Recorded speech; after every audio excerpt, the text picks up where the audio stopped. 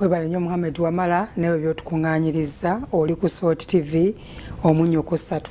Kakati n'oba olina endagamuntu yo osobola okugitunulako n'olaba emyaka kwekoma oba weegenda okubeera ng'eggwako wadde ng'ezabamu zikyayongezeddwayo ebbanga eriwera naye ate waliwo ezo ezigenda okuggwako omwaka 2024 ne 2025. Ku nsonga eno twogeddeko n'ab'ekitongole ekivunaanyizibwa ku ndagamuntu ne batubulira ku mitendera gy'osobola okuyitamu okusobola okuzza obujja endagamuntu yo era n'ebyo by'osobola okukola singa oba togiyina na biki ebisobola okuba nga bikutuukako.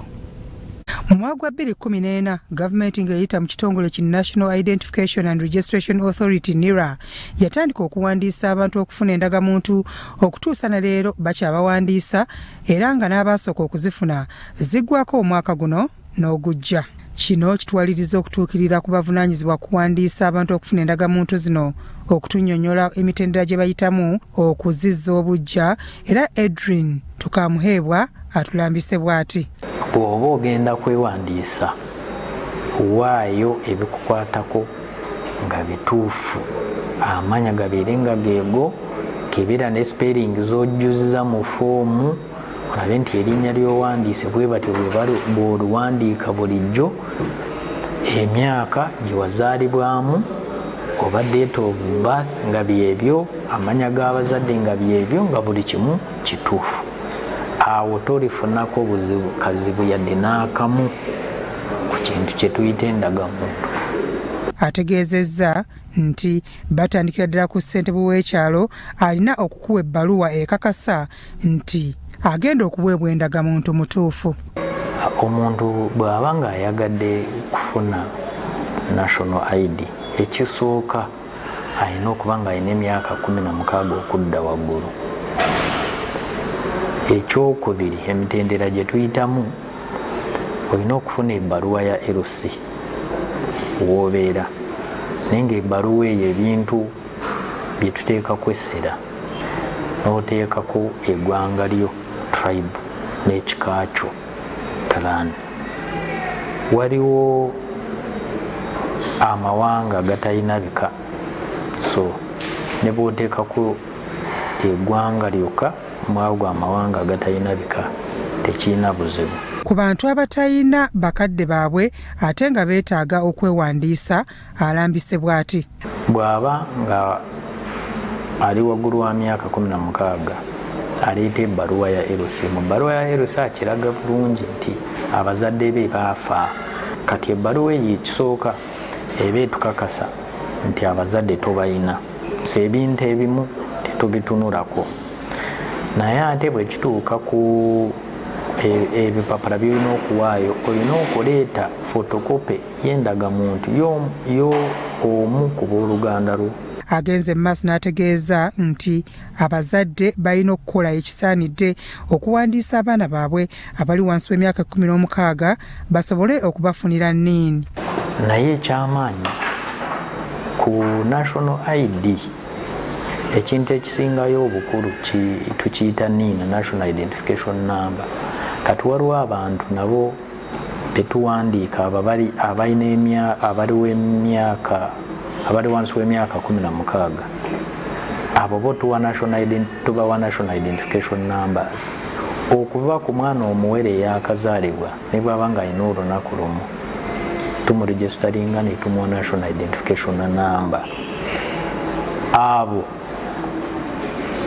tubeetaaza fotokopi za national ID z'abazadde, tetubeetaaza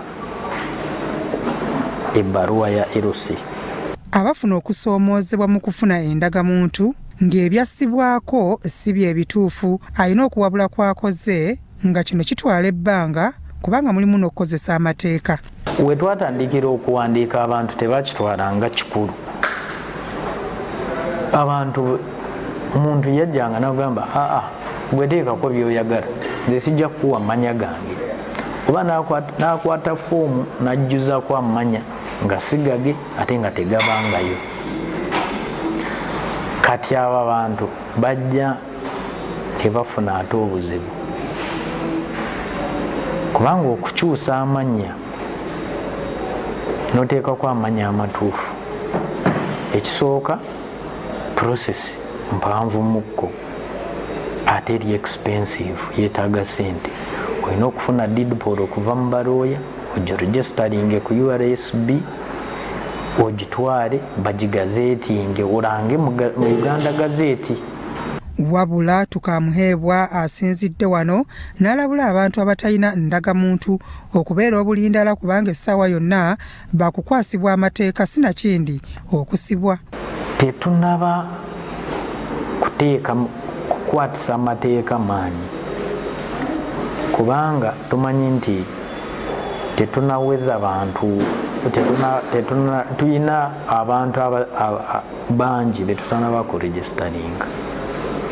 Naye bwe tunaba nga turegisterinze ku portion gye tulaba nti nene nnyo ddala ate ne tumanya nti information yonna etuuse bulungi mu bantu, kati awo tujja kujjayo etteeka kuba etteeka ligamba nti omuntu oyo bw'aba teyeewandiisizza aba azizza omusango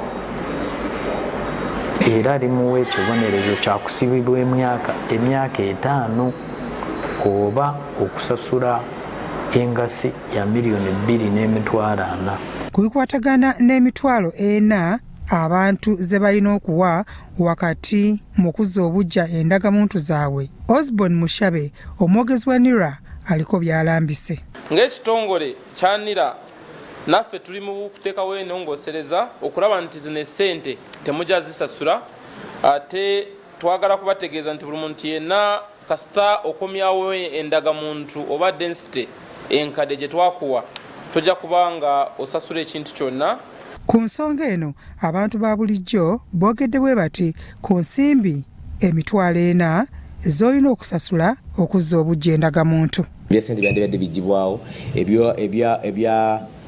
ebyendagamuntu okuggwa okubeerako ekkomo kyandibadde bakyusa mu tteeka nekifuula nga regulations za NIRA zigifuula nti bw'oba bakasize bakuwera endagamuntu oli Munnayuganda paka okufa oba okutuusa nga gwe obwejjeeko n'olangirira nti nfunye obutuuze bw'ensi endala, Uganda tekyali nsi yange. Emitwalo 4 nga bagitutaddeko abantu abagenda okufuna endagamuntu, eggwanga liyinza obutaweza bantu bawera miliyoni. Wanza okukwata emitwalo gyange 4 okugula obutuuze nga ne mu nsi mwende tebajja kungobamu. Abalina obwetaavu bw'emirimu ennyo be bajja okwetaaga endagamuntu.